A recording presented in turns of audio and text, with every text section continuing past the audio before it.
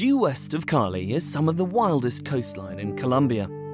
Flying by propeller plane to the small town of Nuki, then travelling south by boat, you reach Gaucholito, one of the most beautiful and isolated beaches along the Choco coastline.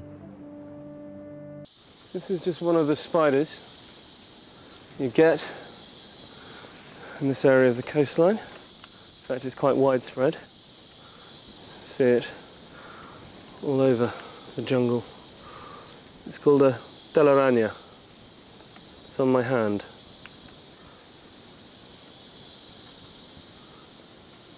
It's not poisonous, just looks it. No, it's going around my back, onto my neck. Great, can't actually see it.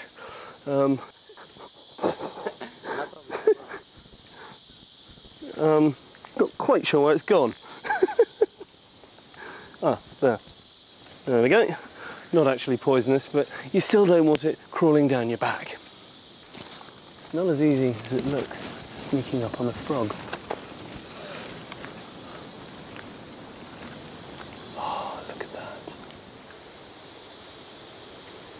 Orange and black markings really just scream, "Don't eat me." But they only secrete the poison when they're stressed out. It comes out in their sweat. And that's what the local people would dip their darts in, and dead in seconds.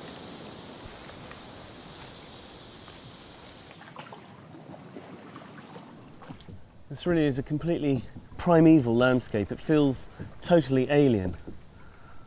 All around us, the noises, popping, slurping, sucking noises, as the tide takes down the water level and exposes these roots around us. It would feel pretty intimidating if it wasn't for the sound of the Pacific breakers in the background. Reassuring, actually. There seems to be a much more egalitarian method of fishing than getting in a big boat with a net and just dragging everything out of the sea. I mean, this is man versus fish. Yeah, that's a real experience. Yeah, you know, that's the way it is since the times, you know, the first times, and they still live like that. And you know, something very special. They are always happy. Why do they stand up when they're traveling, when they want to move? Because it seems to be much easier if you just keep sitting down. Yeah, it's more comfortable when you are sitting down if you are going slow. But they stand up when they are going to long distance, and so they need to go faster. And that's the way they stand up. It's easier if you're standing up and you're going to travel put more momentum into it. More power. Valedonio let me have a go in his boat. It's not so difficult sitting down. Yeah. But I think standing up could be a different kettle of fish, if you'll forgive the pun. This is very nice. It's very relaxing. Yeah. Just paddling around. It's a beautiful boat. It's a lovely boat. Standing up did indeed prove to be a little harder. I'm going to get wet, I know it. Yeah, very good. Whoops.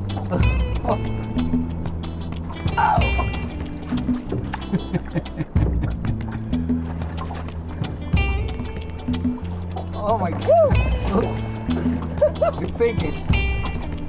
Okay. That is not that is really... The scene is changing. Oh my God. Sinking. Oh, it's full of water. It's sinking. What are you thinking about? Oh man. Don't worry, it's okay.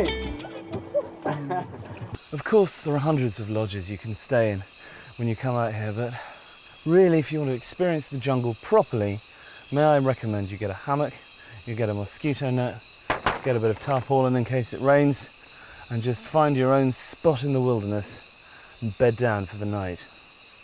The sounds here are just incredible. That is a particularly venomous tarantula, so I'm not going to disturb it overly. You really don't want to get bitten by that. It's kind of similar to a snake bite.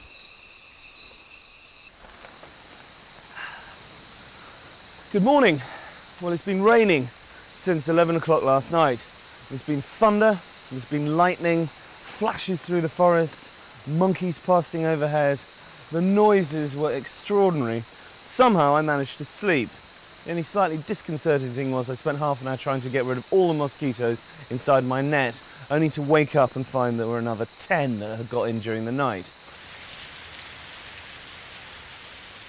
Have a look at this.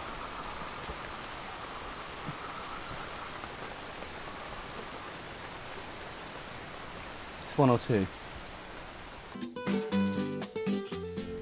I've never seen so many crocodiles in such a small pond. It is amazing. You'd wonder that there was enough for them to eat. Yeah, they eat capybara a lot. That's like their regular meal, you know? Kind of capybara or capybara, basically, every day. Every single day, I would say, they eat a capybara. Look, this is a big one. Yeah, that is a big one. I'm on it. That's gone. You've got shorter stirrups than me. My feet are in the water now. That's not so reassuring. We're going to head up that way? Hi, okay, we're going to go there, yes. Okay. The capybara is the world's largest rodent and a now abundant species in this part of the Llanos. They have a lifespan of 8 to 10 years in the wild, but tend to survive less than 4, being a preferred choice, not just of the crocodiles, but also the jaguar, puma, ocelot, eagle, anaconda, and in this case us.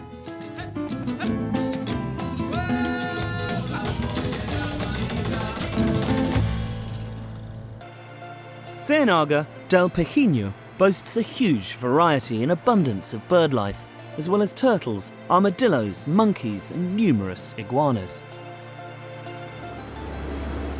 It's a constantly changing maze because every day the channels are swallowed up by this vegetation and new ones open. So our navigator here has had to turn back because what was a thoroughfare yesterday is now a dead end. I think I'd be completely lost, and this would not be a fun place to be lost after about 5 o'clock because the amount of insects here, even in town on dry land, is astonishing.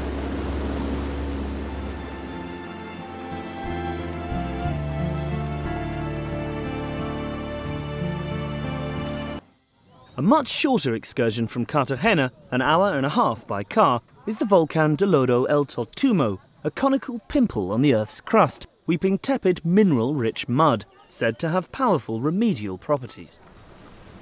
It really is an extraordinary sight and must have been stranger still for the people who first stumbled on it.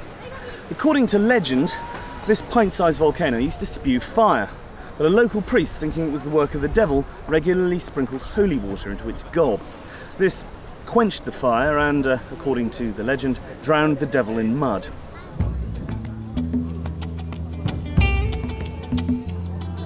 This is not an experience likely to appeal to the agoraphobic. Visitors can also treat themselves to a full-body mud massage in the closest thing to a weightless environment this side of the ozone layer. So follow me, follow up to the hollow, and there we shall wallow in glorious mud.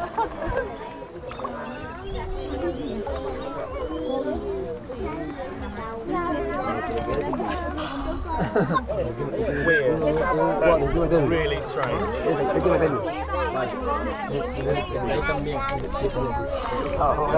You can't sing.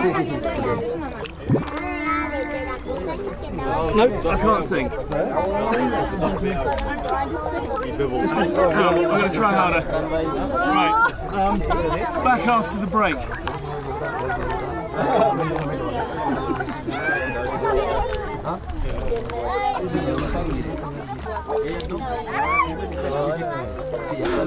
Yum. That was really lovely. You should try it at home.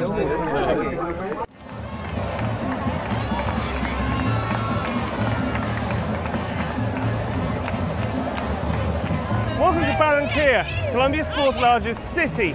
Every year it hosts a 4-day carnival, which is one of the spectacles of the Latin American calendar. Things are just heating up. Some of these people have been here since dawn, waiting for a place to sit. And the floats are about to come down the road. Things haven't even started yet, but the atmosphere is taut with excitement. 10 minutes later, to a rolling cacophony of roars, bangs, cheers, screams, whistles and bellowing brass, the parade gets underway to the hysteria of the expectant crowds. Known as La Batalla de Flores, or the Battle of Flowers, this is the first parade and marks the beginning of 4 days of intense revelry that includes a grand march through the main streets, a marathon concert of Caribbean music and the ritual burial of Joselito Carnaval, the festival mascot. There's a procession for every profession, and I found mine. It's the periodistas, the journalists. The history of the carnival dates back over 100 years and is by far the largest in the country. For most of the city, it's a 4-day holiday, as everything grinds to a halt, except for the bars and restaurants and hotels filled to bursting with obstinately exuberant guests. What's so lovely about this carnival is it's totally inclusive. It doesn't matter how old you are, how young you are, or where you're from, anyone's welcome. They can be here, they can put on something absurd, and they can parade all the way down the street. It's the gratification of thousands.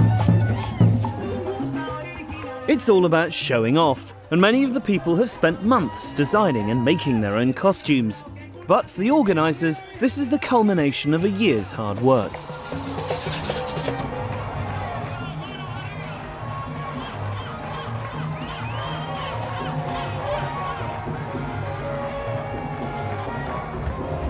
The first parade is nearly over, but behind these crowded stands, the rest of the town will continue to party for the next 4 days. But that's it from me. Join me next time when we'll be heading up into the high Andes, where I'll be checking out Colombia's most famous export, coffee.